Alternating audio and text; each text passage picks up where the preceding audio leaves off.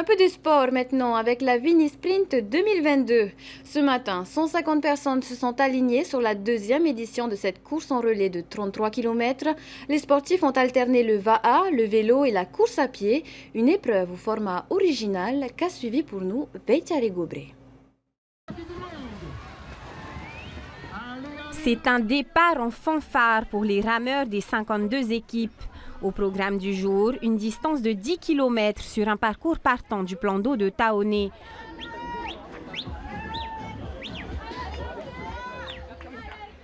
Objectif, terminer ce premier tronçon le plus rapidement possible pour passer le relais aux cyclistes de l'équipe.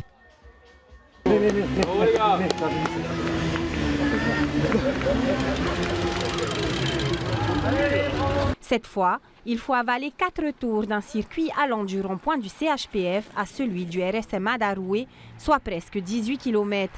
Au terme de cette épreuve, les écarts se sont resserrés et les deux premières équipes sont au coude à coude.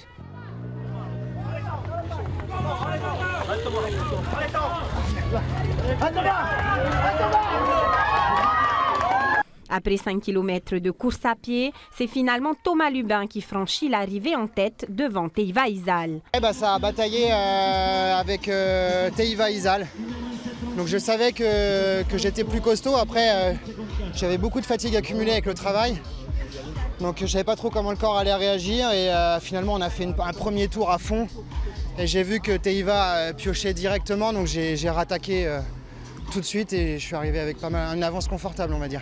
Chez les féminines, c'est le trio Meyari Tehahe Melitang Niva et Juliana Maeta qui s'impose en 2 heures 2 minutes. En fait, si tu veux, on est venu pour le fun et on s'est dit on va partager un moment en fait juste entre copines à la base. C'était juste histoire de se faire plaisir, c'est tout. Que j'ai commencé en fait la partie V1, ça s'est bien passé, j'ai rien à dire.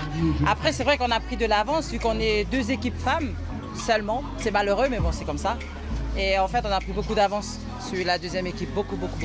Pour les organisateurs, c'est un succès. Ils prévoient déjà de renouveler l'événement l'an prochain. Vu l'engouement en fait par rapport à cet événement, donc on va poursuivre cet événement chaque année. Et d'ailleurs à ce titre, on a mis en place un totem. L'équipe Scratch, c'est-à-dire celle qui aura le meilleur temps, remportera le totem qu'elle remettra en jeu l'année suivante. Si le trio gagnant a remporté ce totem cette année, il devra confirmer encore 2 années de suite sa place de leader pour le conserver définitivement.